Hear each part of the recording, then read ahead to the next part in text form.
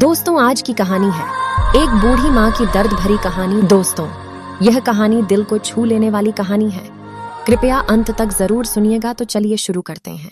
3 साल हो चुके थे बेटे को अपना घर छोड़कर विदेश में बसे हुए। इन 3 सालों में बूढ़ी माँ और ज्यादा बूढ़ी हो गई थी। 75 वर्ष की उम्र में सुलोचना देवी की याददाश्त काफी कमजोर होती जा रही थी।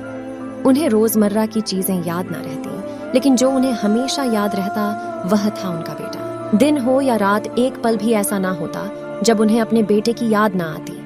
दूसरी तरफ बेटा था जो साल भर में एक आध बार अपने माँ को फोन कर लिया करता और 1-2 मिनट से ज्यादा बातें भी ना किया करता। फिर भी यह बूढ़ी माँ टकटकी लगाए अपने बेटे का इंतजार करती रहती। एक दिन बेटे का विदेश से फोन आया। हेलो, सुन रही हो ना माँ? अनिल बोल रहा हूँ, तुम्हारा बेटा। कैसी हो माँ? मैं ठीक हूँ बेटा। तुम बहू और मेरा पोता कैसा है? माँ ने पूछा। सब अच्छे हैं माँ। मैं अगले हफ्ते गांव आ रहा हूँ माँ, तुम्हें लेने।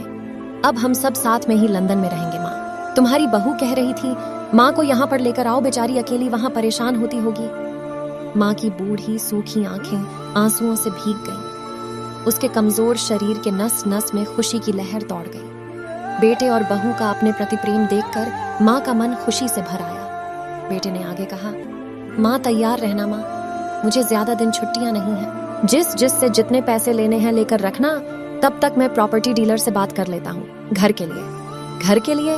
माँ ने पूछा। हाँ माँ, गांव का घर हमें बेच देना पड़ेगा। अब हम साथ में ही रहने वाले हैं तो वहां पर घर रखने का कोई मतलब नहीं है माँ, बेटे ने कहा। बुढ़ापे की वजह से ठीक से चलने में असक्षम माँ ने पूरे मोहल्ले में घूम घूम कर अपनी इस खुशखबरी को सबको सुनाया। सभी को खुशी हुई। सबको लगा माँ जी के आखिरी दिन अपने परिवार के साथ खुशी से बीत जाएंगे। घर वापस आकर माँ ने अपने घर के कोने कोने को ऐसे देखा जैसे वह अपने दूसरे बेटे को देख रही हो। देखे भी क्यों ना, उस घर को अपने बेटे से कम थोड़ी समझा था। अपने पति के साथ 40 साल यही तो बिताए थे, लेकिन अब मजबूर थी बुढ़ापे के आखिरी साल बेटे और बहू के साथ बिताना चाहती थी। दिल पर पत्थर रखकर घर बेचने के लिए माँ तैयार हो गई। आनन फानन में बेटे ने घर को आधे दामों पर बेच दिया।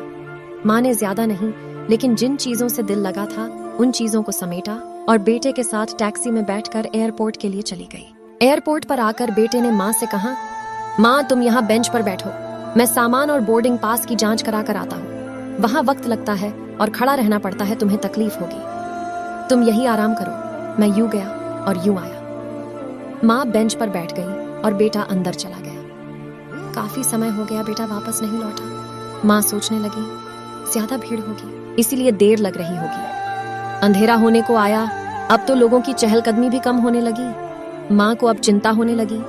एक कर्मचारी ने आकर पूछा, किससे मिलना है माँ जी आपको? यहाँ पर क्यों बैठी है?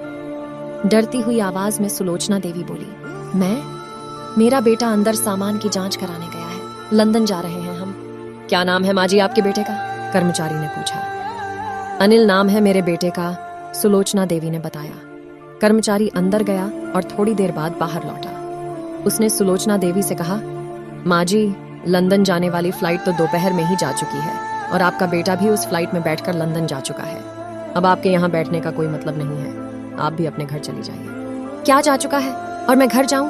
घर? माँ की आंखों से आंसुओं के सैलाब उठने लगे। जैसे तैसे माँ घर पहुंची। जो अब उसका था ही नहीं, बिक चुका था। वो वहीं बरामदे में तुलसी के पास सो गई।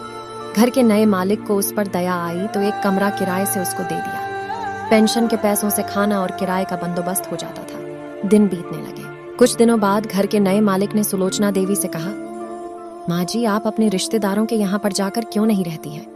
इस उम्र में आपके लिए वही अच्छा होगा। अच्छा तो होगा, लेकिन अगर मेरा बेटा वापस आया तो उसका ख्याल कौन रखेगा?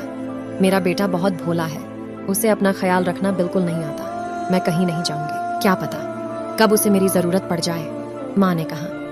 दोस्तों, सच बता रही हूँ, माँ की ऐसी बातें सुनकर मेरी आंखों में आंसू आ गए। किसी ने सच ही कहा है, पूत कपूत हो सकता है लेकिन माता कभी कुमाता नहीं होती। दोस्तों, आप सभी से हाथ जोड़कर विनती करती हूँ, अपने माता पिता की जितनी हो सके सेवा करना। उनके साथ कभी बुरा बर्ताव मत करना। दोस्तों, कहानी पसंद आई हो तो हमारे चैनल यूनिवर्सल हिंदी कहानियों को सब्सक्राइब जरूर कर लेना और वीडियो को लाइक और शेयर कर देना। और हाँ, कमेंट बॉक्स में माँ के लिए एक शब्द जरूर लिख देना।